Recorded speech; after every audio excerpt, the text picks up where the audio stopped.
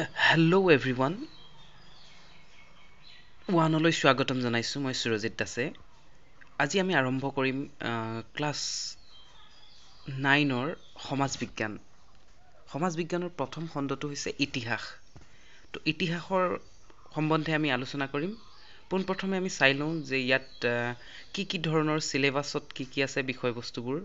আমাৰ পাঠ্যক্ৰমটোত আমাৰ ইতিহাসৰ কোনটো ভাগ দিয়া আছে সেই সম্বন্ধে চাম। বলক কণ্টিনিউ কৰোঁ।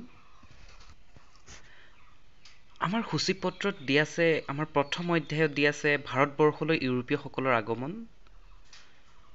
ইয়াত ভাৰতবৰ্ষলৈ ইংৰাজসকল কেনেকৈ আহিল বা আৰু কোন আহিছিল ভাৰতবৰ্ষলৈ বিদেশী মূলৰ, সেই সম্বন্ধে চমুকৈ আলোচনা কৰা হৈছে।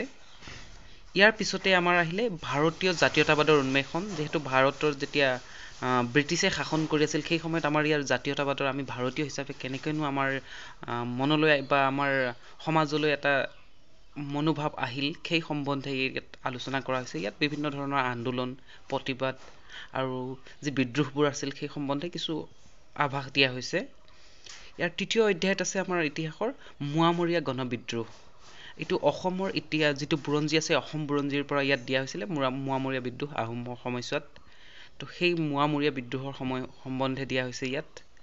ইয়াৰ পিছতে দিয়া হৈছে ইয়াত চতুৰ্থ অধ্যায়ত মানৰ অসম আক্ৰমণ। যিহেতু আহোমৰ শেষৰ সময়ছোৱাত, আহোম শাসনকালৰ শেষৰ সময়ছোৱাত মানে অসম আক্ৰমণ কৰিছিল আৰু অসমৰ কিছু সময়লৈকে অসম মানৰ অধীনত আছিলে। তো সেই সম্বন্ধে ইয়াত কিছু দিয়া হৈছে। ইয়াৰ পিছত পঞ্চম অধ্যায়ত অসমত ব্ৰিটিছ প্ৰশাসনৰ আৰম্ভণি। ইয়াত আমাৰ মানৰ পিছতে আকৌ ব্ৰিটিছ আহিলে।